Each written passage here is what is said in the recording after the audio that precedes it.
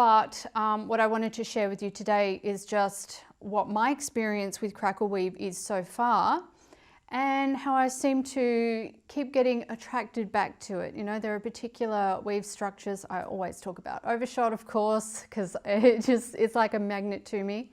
I can have a little break from it, and then after a while I'm like, I think my next project will be overshot. And there are particular weave structures like that that I'm just naturally attracted to time and again.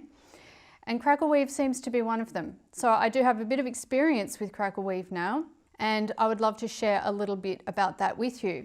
So what I'm working on right here on the table loom is, as I said, 4 shafts. So I do want to encourage you as well, because quite a lot of people ask me, can I weave Crackle weave on a rigid Heddle loom? And I'm like, yeah, of course, why not? I haven't done it yet. I might do a class on it in the future, because I do get asked that question quite a bit.